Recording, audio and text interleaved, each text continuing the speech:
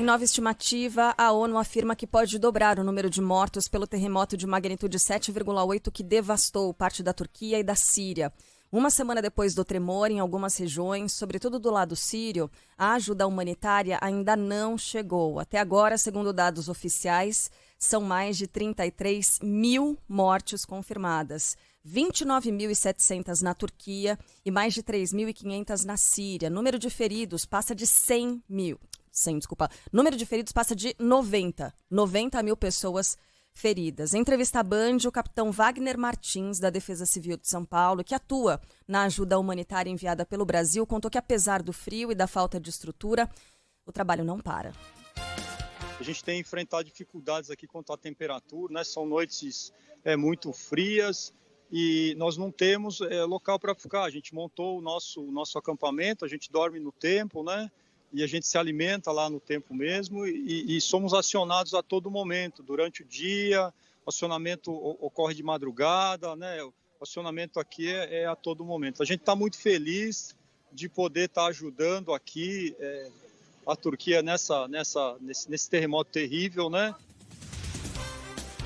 Ontem foi um caso muito emocionante, né? Depois de quase 150 horas de buscas, uma adolescente, né, de 15 anos foi resgatada com vida na região de Hatay.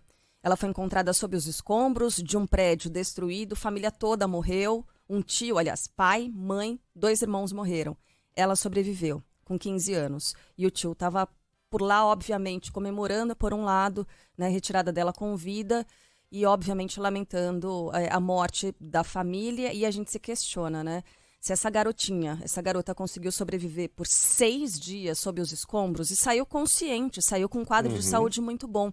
Quantas pessoas não sobrevivem por dias e não conseguem esperar até a ajuda chegar? Por exemplo, quantas pessoas estão vivas neste momento debaixo dos escombros e eventualmente não vai dar tempo de chegar, de alcançar essas pessoas? Não dá para medir o tamanho dessa tragédia, né, que continua acontecendo. Ela não parou, ela não acabou na segunda-feira de manhã, ela continua replicando, assim como o terremoto, né? É a pergunta que eu faria aqui, o Carla, porque na sexta-feira, a partir de quinta, né? Em algumas regiões, socorristas já falavam em perda total de esperança, em que a partir de agora, qualquer vida que seja encontrada será considerada um milagre. E isso faz diferença, tá?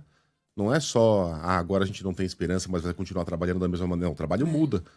Quando o bombeiro determina que a partir de agora não dá mais, aí você coloca em cena material pesado, né?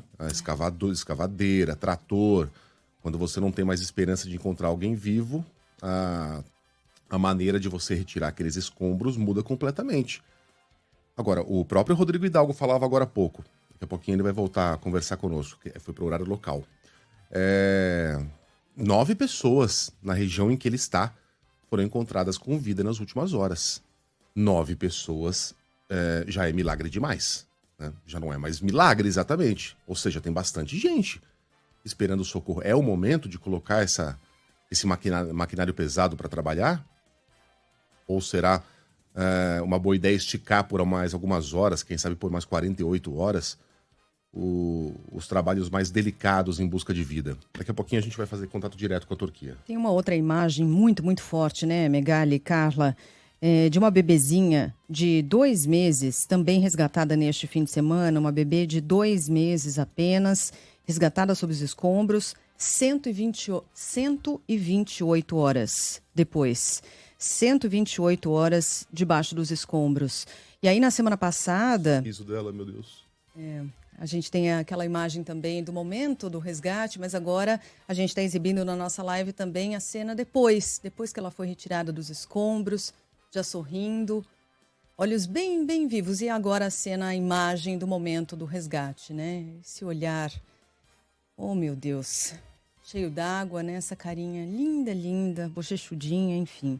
Ainda bem, mais uma dessas cenas de resgate, mas quanta aflição, quanta angústia, né? Na busca por esses sobreviventes. Resgate depois de 128 horas. Na semana passada, nosso colega, o Narlen Rezende, que esteve trazendo esses relatos aqui, direto da Turquia, junto com o Rodrigo Hidalgo, ele falou, há uma expectativa, tecnicamente, de encontrar, localizar pessoas com vida pelo período de até 20 dias. Então a esperança segue mantida. Por isso, essas pessoas que trabalham com resgate têm lá trabalhado incansavelmente. E a gente segue acompanhando, é claro, trazendo o relato da nossa equipe ao longo de todo o dia.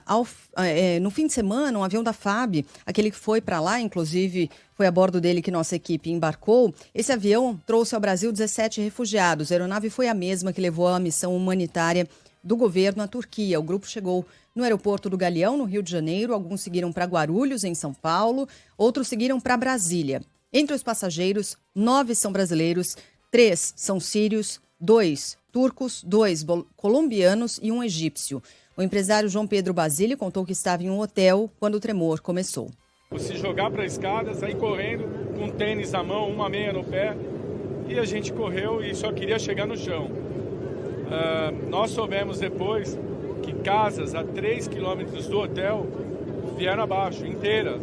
Então eu acho que foi um livramento muito grande de Deus para a nossa vida e para todas as pessoas que estavam naquele hotel.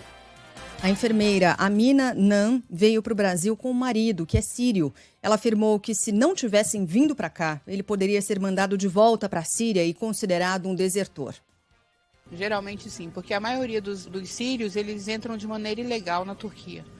Eu sempre costumo dizer que as pessoas não entendem muito a questão dos refugiados. No caso dele, ele perdeu tudo, a casa foi destruída, foi bombardeada, né? Ele perdeu loja, ele perdeu carro. E eu espero mesmo assim que apareçam oportunidades para ele, né? De trabalho e para a gente poder recomeçar a vida.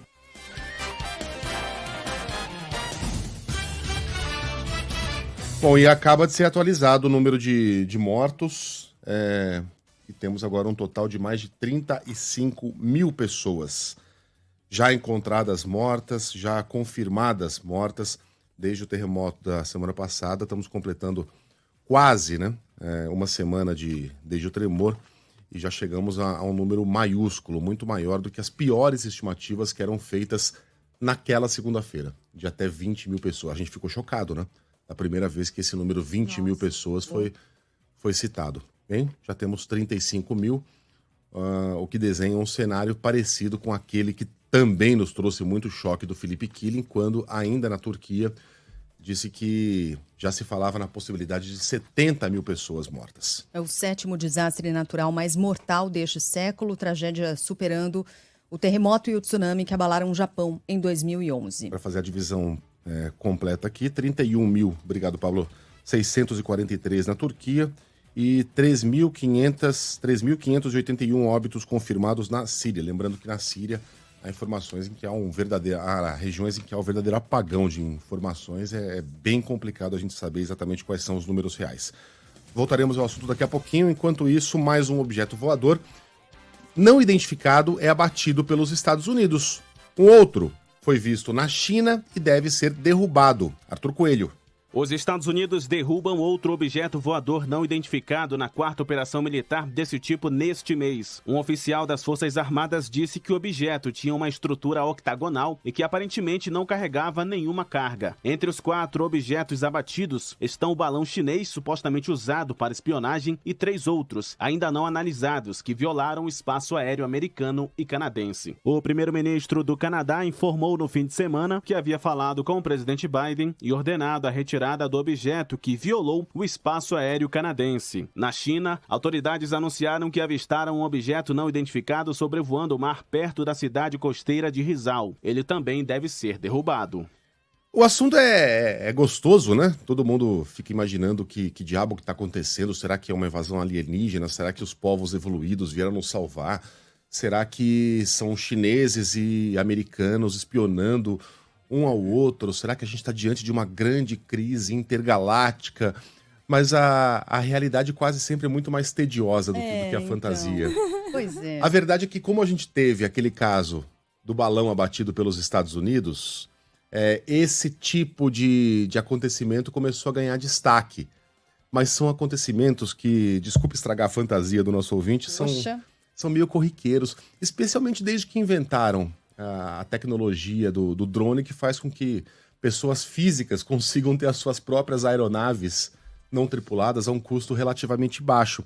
Então a gente pode estar falando aí de drones mesmo, de um brinquedinho qualquer, de um milionário que tenha resolvido voar um pouquinho mais alto e um pouquinho mais longe. Pode ser um satélite, pode ser um balão, pode ser um Starlink, pode ser tanta coisa. Que não um... Carnaval em Marte, trio elétrico, não? Acho que não. Eu prefiro Droga. acreditar O pessoal também todo fantasiado de humano, né? Não. Saindo nos blocos de Marte. A hipótese mais provável é que não estejamos diante de nada muito sexy. Mas sei lá, né? Sei lá, aguardemos aí os próximos objetos derrubados e as satisfações. No sábado, muita autoridade pesada, estrelada nos Estados Unidos veio da entrevista coletiva, né? Dizendo que não sabia, mas também... A verdade está lá fora, não sei parte o quê. disso pode ser para alimentar essa fantasia de... Tem pouca notícia rolando, né? A gente tem pouca coisa pra falar sobre o Mas mundo é bom neste momento. fantasiar sobre isso. Isso é cortina de acho que fumaça melhor, para a questão do Banco Central. Ai, com certeza é. Na Europa, um pequeno asteroide causou um efeito parecido ao de uma estrela cadente e veio seguido de um clarão no céu. O fenômeno foi visto em parte do Reino Unido e da França também, chamado de SAR 2667. O asteroide tem cerca de 1 metro e explodiu ao entrar na atmosfera pelo Canal da Mancha. Não, ele não entrou pelo Canal da Mancha, era ali nessa região, né? Ali nessa área. É um estereótipo muito educado, Aham, civilizado, entrou né? pelo Canal da Mancha. Pagou passagem. Segundo especialistas, o fenômeno não é incomum, mas dessa vez foi identificado com antecedência, por isso pôde ser filmado. O acesso de barcos é liberado para retirada de garimpeiros da terra Yanomami, em Roraima. Fala aí, Cindy Lopes. O governo federal libera o acesso de barcos para a retirada de garimpeiros ilegais da terra indígena Yanomami. A medida foi anunciada no fim de semana pela ministra dos Povos Indígenas, Sônia Guajajara. A liberação ocorre após as forças de segurança localizarem um garimpo ilegal próximo a uma comunidade onde vivem indígenas isolados. Antes, agentes do IBAMA, Polícia Federal e Força Nacional abordavam as embarcações, apreendiam os equipamentos e prendiam as pessoas. O salário mínimo deve ser reajustado no dia 1º de maio. A afirmação é do ministro do Trabalho e Emprego, Luiz Marinho. Quem tem os detalhes é Leandro Aislan. O governo federal pretende fazer uma nova atualização do valor do salário mínimo para 1º de maio. A afirmação foi feita em entrevista pelo ministro do Trabalho e Emprego, Luiz Marinho, que afirmou que ainda está em busca de espaço fiscal para mudar o valor, que atualmente está em R$ 1.302. Este último reajuste foi concedido no último dia 1º de janeiro. Uma das propostas da campanha do presidente Lula foi conceder aumento real com reajuste do salário mínimo acima da inflação. Um relatório do IPEA aponta que a população em situação de rua no Brasil cresceu quase 40% nos últimos 3 anos. O levantamento se baseia em dados de prefeituras, além do chamado CAD único do governo federal. Atualmente, são mais de 281 mil pessoas vivendo nas ruas de todo o país. Desde 2012, a alta é de mais de 200%. Nossa. O Sudeste concentra 53% dessa parcela da população. Bom, é claro que é um relatório do IPEA, mas a gente volta a falar sobre a importância do censo, né? O censo também ajuda a identificar não só o tamanho da nossa população, mas, acima de tudo, como a gente falou na semana passada, a direcionar orçamento público, a direcionar políticas públicas, inclusive voltadas para a população em situação de rua.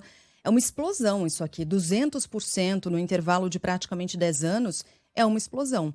40% de crescimento somente nos últimos 3 anos. E me parece, pelo relato aqui dos ouvintes, mas quero que o ouvinte participe contando um pouco também sobre a sua observação no seu entorno, na sua cidade. Tem notado?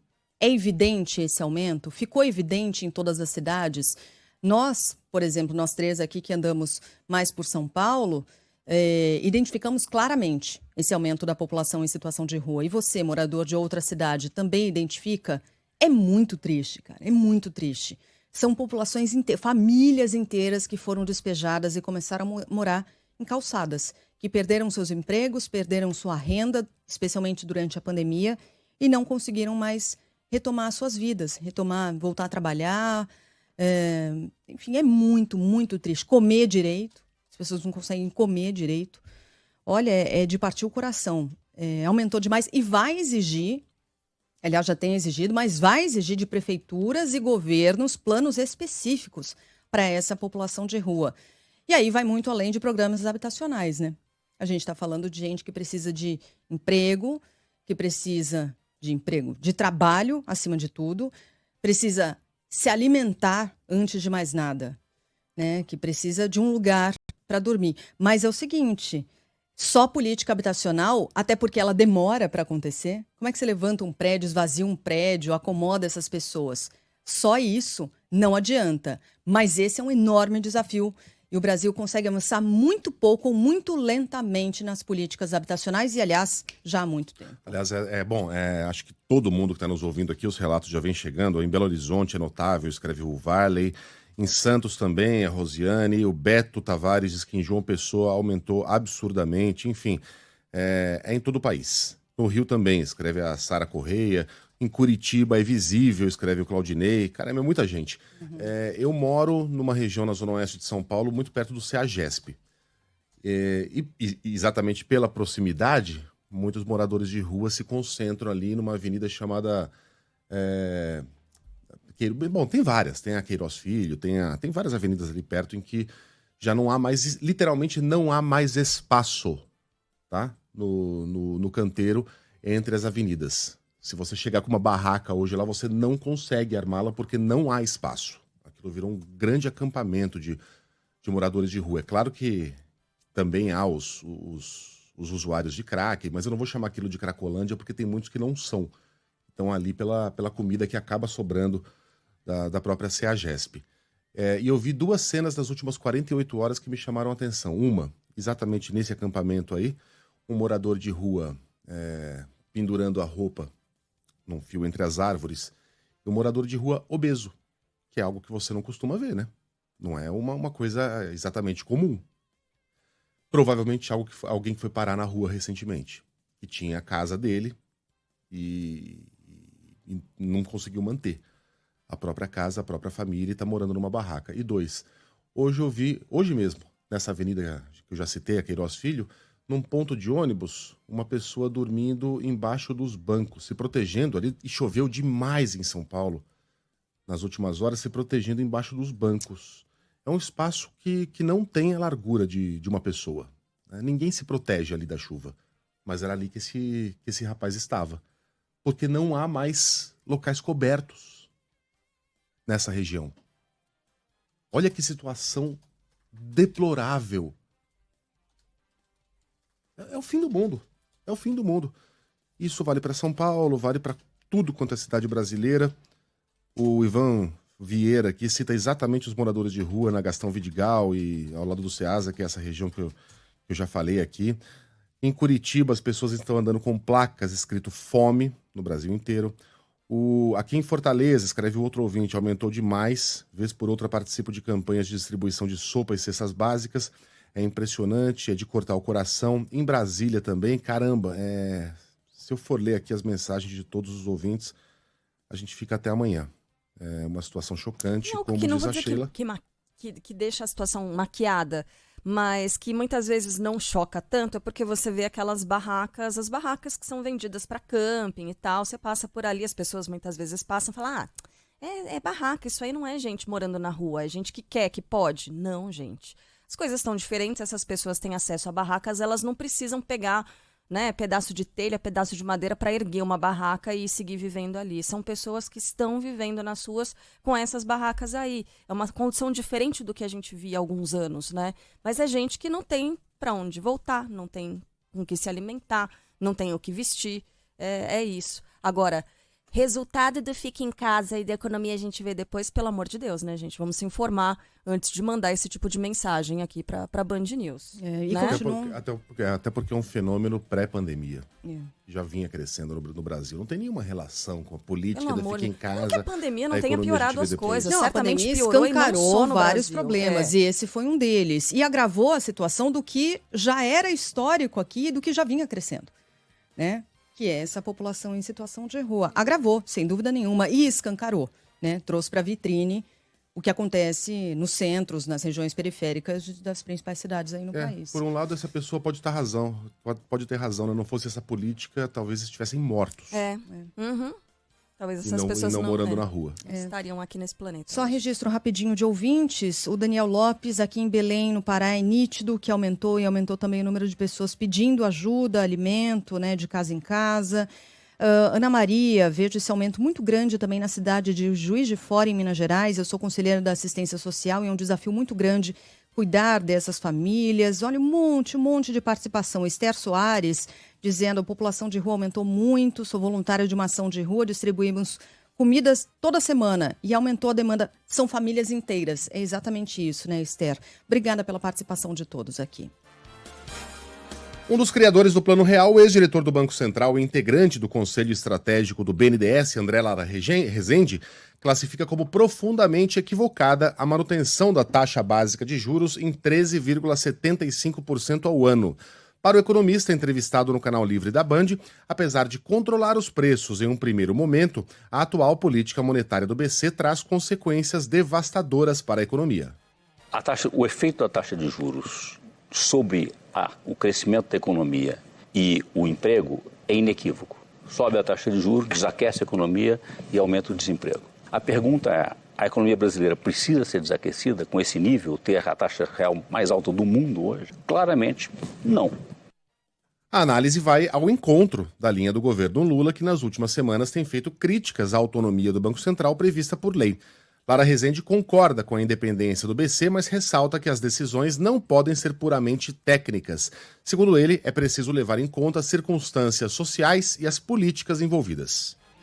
Um Banco Central autônomo parte do princípio de que a política monetária, a política do Banco Central, possa ser algo puramente técnico, o que não é verdade. Como a economia é uma ciência social, portanto, uma ciência política, não uma ciência exata, ela tem necessariamente, está ligada às circunstâncias políticas e está sempre em evolução. Esse é um aspecto bem importante, que aliás foi colocado pela Carla Bigato na semana passada, que é o fato de essa não ser uma ciência exata, né? E que sim, precisa levar em consideração as políticas sociais, a situação, o contexto social, sem dúvida nenhuma. André Lara Rezende é um dos economistas mais respeitados do mercado. É claro que também é importante que a gente veja e acompanhe visões diferentes desse momento aqui. Mas, no fundo, é muito difícil que você pegue um economista que fale: essa taxa de juros tá bacana. Nenhum deles fala isso. Essa alta taxa... E, aliás, ontem, na semana passada, nós três falávamos isso. Essa é uma alta taxa de juros. Não há dúvida em relação a isso. Agora, essa discussão, governo, Banco Central, vai prosseguir até quando?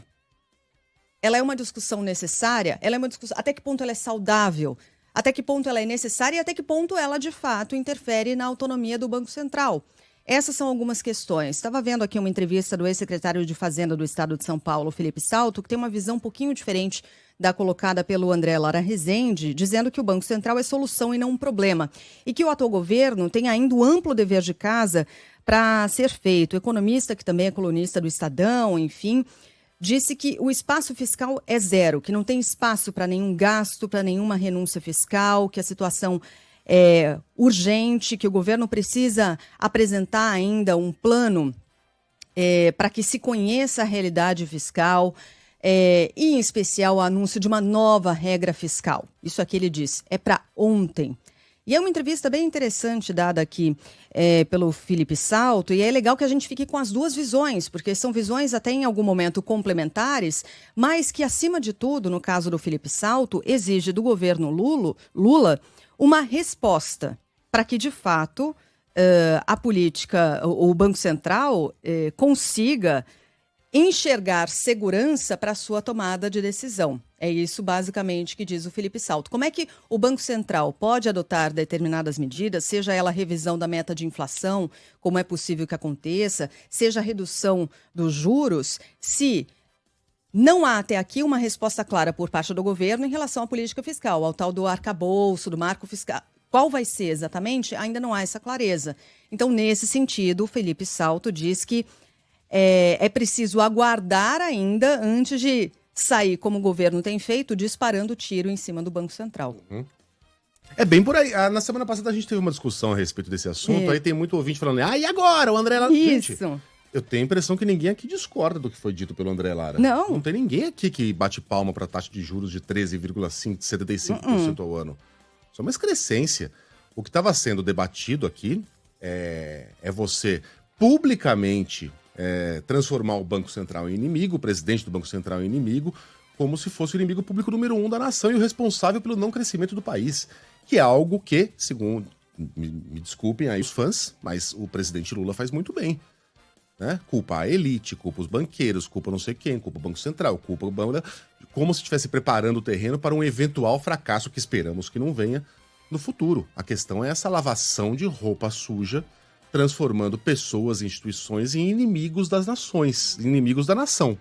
Quando geralmente a coisa é muito mais complexa que isso. Agora, quanto a esse número 13,75% ser inaceitável, isso aí é um consenso, tenho impressão. A Juliana Rosa já disse várias vezes aqui que não tem cabimento a gente ter uma taxa tão alta, sendo que não há demanda nenhuma por consumo no Brasil nesse momento.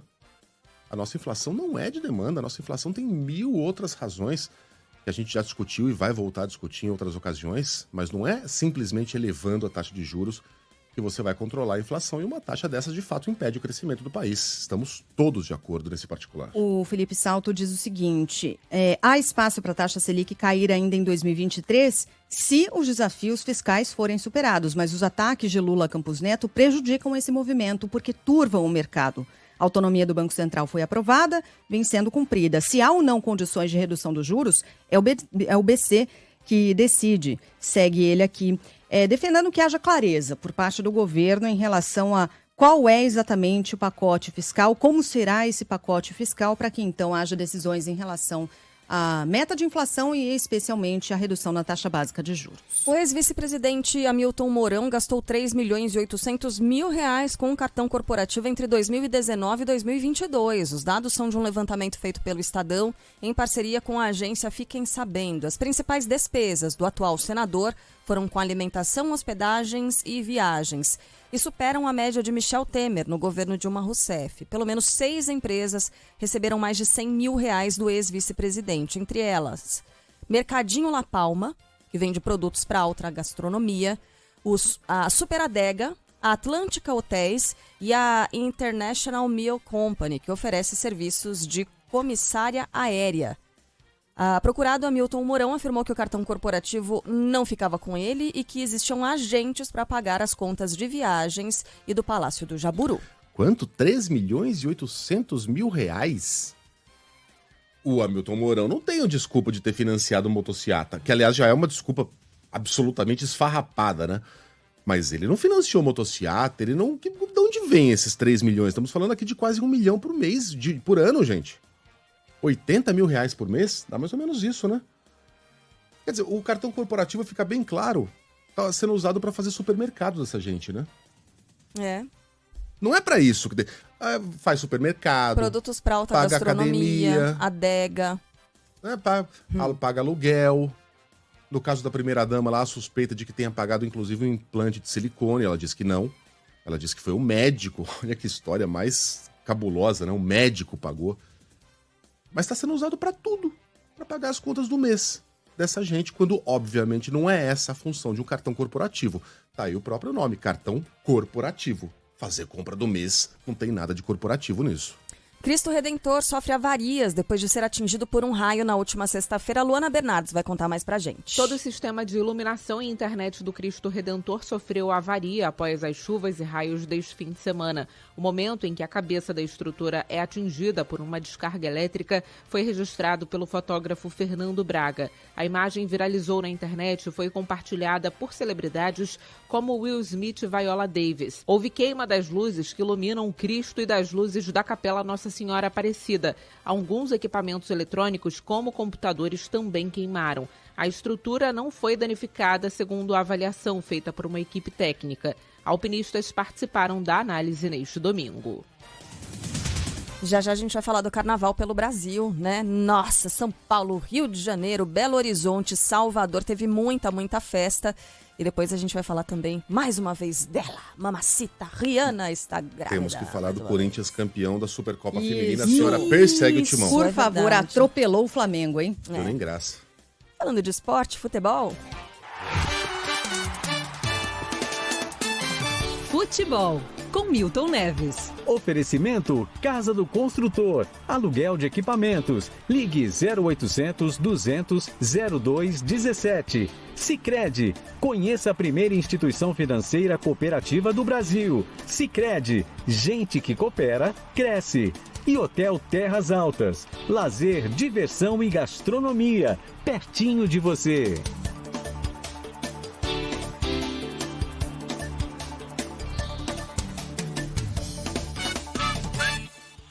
Fala, Milton, bom dia. Oi, Megali. Bom dia, Megali. Ganharam do Santos ontem, hein? Também não apito, sabe por quê? Que abriram a torneira lá, choveu muito e o peixe não se dá bem com água. Tomamos de 3-1, fora o baile, né? Também jogando com 9. Coitadinho do meu Santos, tô com medo de cair. Salva aí, primeira-ministra Sheila Magalhães. Salva aí, por favor. Carla Bigato, a coisa tá feliz feia, com o Palmeiras dela, mas o meu Santos está quase caindo para a segunda divisão. Será uma grande tragédia, uma grande tristeza para mim e no mais. Nós tivemos o Real Madrid campeão. E o Toni Kroos, jogador alemão que joga no Real Madrid há 200 anos, ele falou a grande verdade, que esse Mundial aí, de Mundial não tem nada. 2 grandes equipes, Real Madrid e o Flamengo, e 2 times folclóricos desses cantões da bola. E o Flamengo conseguiu perder para um time e não tomou mais 2 gols do outro. Foi um vexame do Flamengo. Meu Deus do céu, viu? Sem dúvida alguma, terrível viagem para este Mundial do time do Flamengo. Então foram rápidas pinceladas nessa segunda-feira. Grande abraço para vocês e vocês sabem, o Milton Neves é fã de cada um de vocês. Viu? Viu, Megali? Ele é fã de cada um de vocês. Eu sou, então. Incluindo ela aqui, ó. Então somos 2, Milton. Nosso cabeção de diamante.